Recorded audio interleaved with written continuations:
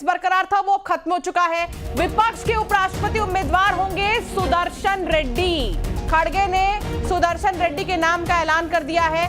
बड़ी खबर आपको बता रहे हैं, सुदर्शन रेड्डी अब जो विपक्ष के उम्मीदवार हैं वो होंगे।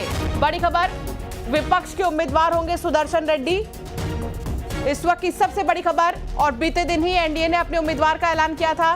सीपी राधाकृष्णन का जो नाम है वो सामने आया था और अब सुदर्शन रेड्डी का नाम विपक्ष ने ऐलान कर दिया है। अशरफ संवाददाता हमारे साथ जुड़ गए हैं। अशरफ, क्या जानकारी मिल रही है? सुदर्शन रेड्डी का नाम विपक्ष ने ऐलान किया।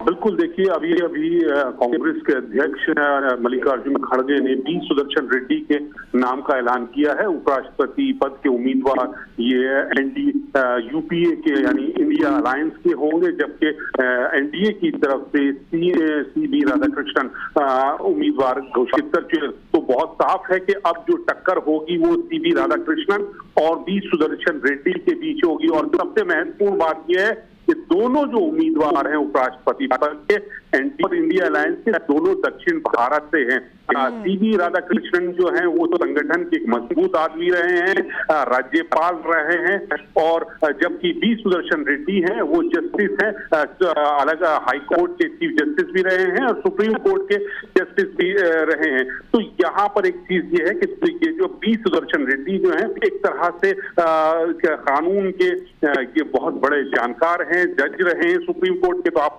अंदाजा लगा सकती है कि जो संविधान है और जो कानून है वो अच्छी तरह से रूबरू है। तो एक जो ये जो बार बार इंडिया अलायंस के लोग सरकार पर हमला करते थे कि संविधान पर आप चोट कर रहे हैं, संविधान को खतरा है, तो एक तरह से पी सुदर्शन रेड्डी को चुनाव मैदान में उपराष्ट्रपति पद से उतारकर उन्होंने एक तीर से दो निशाने चले हैं। एक तो ये कि उनकी सीबी राधाकृष्णन जो दक्षिण भारत से उनकी काट की है बी सुदर्शन रेड्डी को। दूसरा ये कि संविधान की जो बात वो लोग करते थे, अब बी सुदर्शन रेड्डी जो है तो उसी बात को आगे मोड़ के बी सुदर्शन रेड्डी जज हैं, सुप्रीम कोर्ट के जज रह चुके हैं और राज्यों में पूर्व चीफ जस्टिस भी रहे हैं। तो एक ये बड़ी बड़ा राजनीतिक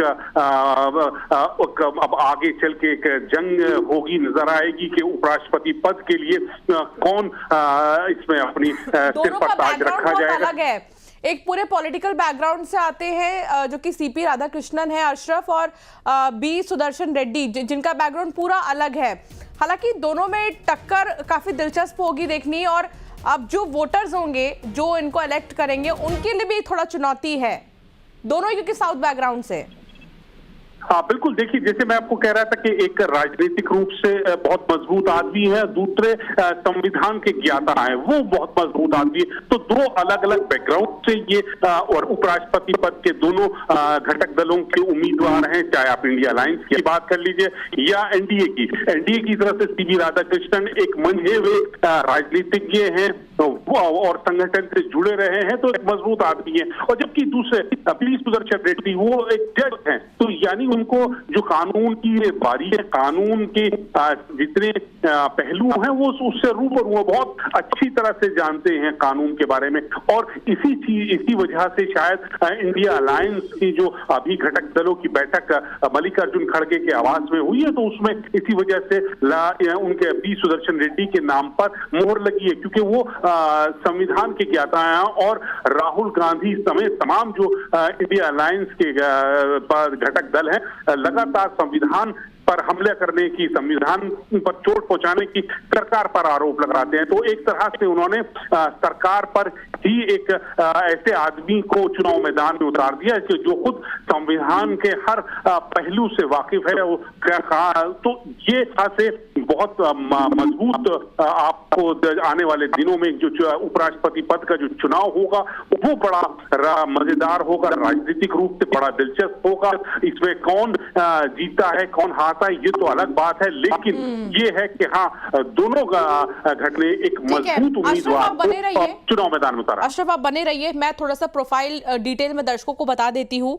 जस्टिस बी सुदर्शन रेड्डी का जन्म 8 जुलाई 1946 को हुआ था और 27 सितंबर 1971 को वो हैदराबाद में आंध्र प्रदेश बार काउंसिल में अधिवक्ता के रूप में पंजीकृत हुए। उन्होंने आंध्र प्रदेश हाईकोर्ट में रिट और सिविल मामलों में अभ्यास किया। उन्होंने 1988 और 90 के दौरान हाईकोर्ट में सरकारी वकील के रूप में काम किया। उन्होंने 1990 के दौरान 6 महीने की अवधि के लिए केंद्र सरकार के अतिरिक्त स्थायी वकील के रूप में भी काम किया है। उन्होंने उस्मानिया विश्वविद्यालय के लिए कानूनी सलाहकार और स्थायी वकील के रूप में काम किया। उन्हें 2 मई 1995 को आंध्र प्रदेश हाईकोर्ट का स्थायी न्यायाधीश नियुक्त किया गया।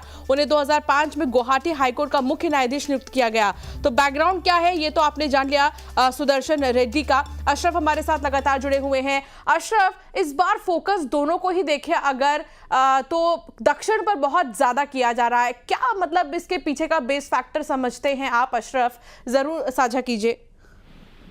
देखिए, इंडिया अलायंस यानी जो कांग्रेस के घटक दल हैं उनका वहां पर मजबूत किला है और अब तक भाजपा जो है दक्षिण भारत के जो है ना मजबूती से अपनी पकड़ नहीं बना पाई। इसी वजह से भाजपा ने अपने उम्मीदवार को दक्षिण भारत से चुना था, सीबी राधाकृष्णन, जो तमिलनाडु से हैं और संगठन के एक मजबूत चेहरा है। और दक्षिण भारत की बात करें तो वहां पे भी एक मजबूत चेहरा है, जाने माने व्यक्ति हैं। संगठन को कैसे चलाना है वो अच्छी तरह से। अलायंस ने दक्षिण भारत से ही बी सुदर्शन रेड्डी को उम्मीदवार बनाया, जो आंध्र प्रदेश से के रहने वाले हैं, दक्षिण भारत से हैं और कानून के ज्ञाता हैं।